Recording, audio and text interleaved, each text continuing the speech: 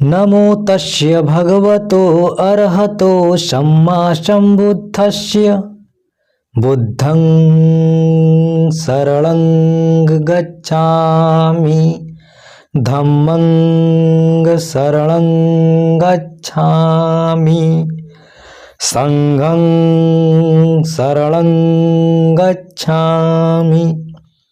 चरत भिक्खवे चारिकं बहुजन हिताय बहुजन सुखाय लोकं अनुकंपाय।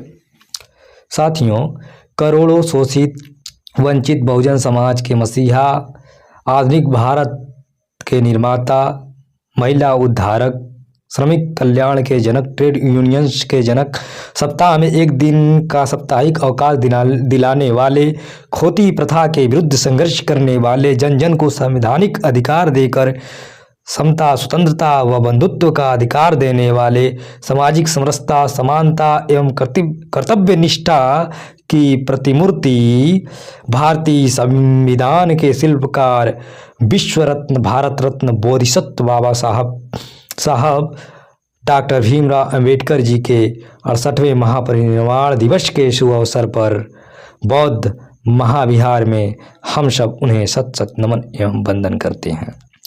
साथियों, हमारे महापुरखे पूजनीय से अधिक पठनीय हैं। बाबा साहब बहुआयामी व्यक्तित्व के धनी थे। अनेक भारतीय एवं विदेशी भाषाओं के जानकार होने के साथ साथ वे विविध विधिवेत्ता, विविध दर्शन के ज्ञाता, विधिवेत्ता, अर्थशास्त्री, समाज सुधारक और कुशल राजनीतिज्ञ भी थे। उन्होंने सामाजिक भेदभाव, छुआछूत के विरुद्ध अभियान चलाया और सबके लिए समान अधिकार, स्वतंत्रता और व्यवहार की वकालत की। बाबा साहब का देश उन्नति के लिए दिया गया अतुलनीय योगदान हमेशा याद किया जाएगा। बाबा साहब ने संपूर्ण जीवन कमजोर व शोषित वर्गों के उत्थान एवं सबको समान न्याय और अधिकार दिलाने के लिए समर्पित किया। साथियों, इस बुद्ध विहार में ये जो धम्म चक्र है, जैसा कि आप लोग मठों के शीर्ष पर इसे देखते होंगे, इस तरह का चक्र आपको सारनाथ में दिखाई देगा, वहाँ पर है। तो आइए हम सब इस धम्म चक्र की तीलियों का मतलब समझते हैं। जैसा कि आप सब जी जानते हैं कि बाबा साहब के दर्शन का मूल आधार बौद्ध दर्शन है। साथियों, एक बात और बता देना चाहते हैं कि जब तथागत बुद्ध ज्ञान की प्राप्ति के बाद, यानी बुद्धत्व प्राप्त करने के बाद जब बोध गया से सारनाथ को चले थे, तो हमारा गांव उनके मार्ग में पड़ता है, यानी बीच में पड़ता है। तो वे हमारे गांव से ही होकर गए थे। जैसा कि हम लोग देख रहे हैं कि हमारे गांव में अत्यंत प्राचीन बौद्ध प्रतिमाएं, अशोक के समय की प्रतिमाएं मिलती हैं। नागवंशी प्रतिमाएं बौद्ध महाविहार में है ही, जिसे लोग नागदेव के नाम से भी जानते हैं।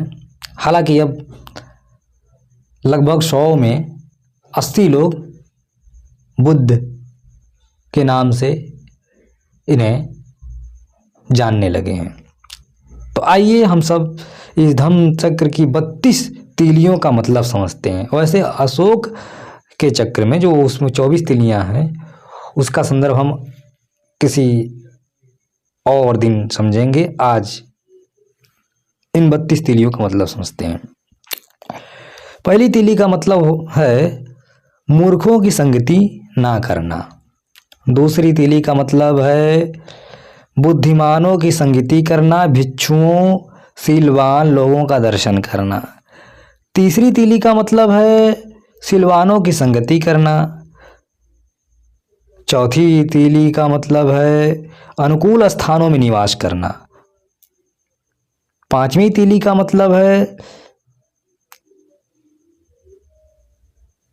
कुशल कर्मों का संचयन करना।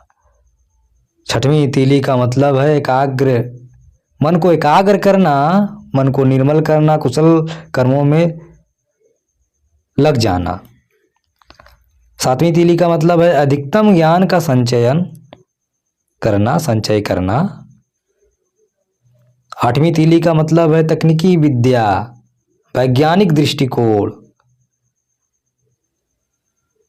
शिल्प, नए नए शिल्प सीखना।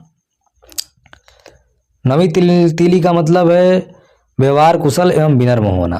10वीं तीली का मतलब है विवेकवान होना। 11वीं तीली का मतलब है सुंदर वक्ता होना। 12वीं तीली का मतलब है माता पिता की सेवा करना। 13वीं तीली का मतलब है पुत्र पुत्री स्त्री का पालन पोषण करना, देखभाल करना। 14वीं तीली का मतलब है अकुशल कर्मों को ना करना, अकुशल कर्मों को ना करना। 15वीं तीली का मतलब है बिना किसी अपेक्षा के दान देना। 16वीं तीली का मतलब है धम्म का आचरण करना, धम्म का आचरण करना। 17वीं तीली का मतलब है सगे संबंधियों का आदर सत्कार करना। 18वीं तीली का मतलब है कल्याणकारी कार्य करना। 19वीं तीली का मतलब है मन शरीर तथा वचन से परपीड़क कार्य ना करना। 20वीं तीली का मतलब है नशीली पदार्थों का सेवन ना करना, जैसा कि बुद्ध भी करते हैं, जलोगी पान ना करना। ठीक है, जलोगी यानी ताड़ी वगैरह न पीना, किसी भी प्रकार का मद्य सेवन न करना। 21वीं तीली का मतलब है धम्म के कार्यों में तत्पर रहना। 22वीं तीली का मतलब है गौरवशाली व्यक्तित्व बनाए रखना।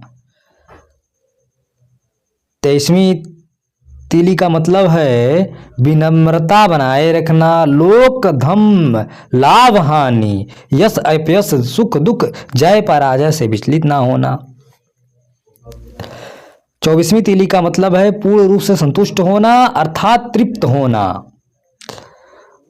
25वीं तीली का मतलब है कृतज्ञता कायम रखना। 26वीं तीली का मतलब है धम्म चर्चा करना, धम्म चर्चा करना, महापुरुषों को पढ़ना, उनके विचारों पर विचार विमर्श करना। 27वीं तीली का मतलब है आज्ञाकारी होना, समाशील होना, शोक रहित, निर्मल एवं निर्भय होना। 28वीं तीली का मतलब है पंचशीलों का पालन करना, खासकर भिक्षुओं के लिए पंचशीलों का पालन करना, वैसे गृहस्थों के लिए 10 शीलों का पालन, नहीं भिक्षुओं के लिए 10 शीलों का पालन करना, 10 शीलों का पालन करना, और जो 5 शील हैं वो गृहस्थों के लिए, पंचशील वही प्रमुख है। 29वीं तीली का मतलब है त्रिरत्न, बुद्धम संग में विश्वास रखना, अपने अनुभव की कसौटी पर कसते हुए 4 आर्य सत्यों का दर्शन करना। 30वीं तीली का मतलब है 8 अष्टांगिक मार्ग पर चलना। 31वीं तीली का मतलब है निर्वाण का साक्षात करना, निर्वाण का साक्षात्कार करना। 32वीं तीली का मतलब है सतत जागरूकता बनाए रखना, जागो और जगाओ का अभियान जारी रखना। भवतु सभ्य मंगलम, भवतु सभ्य मंगलम, साधु।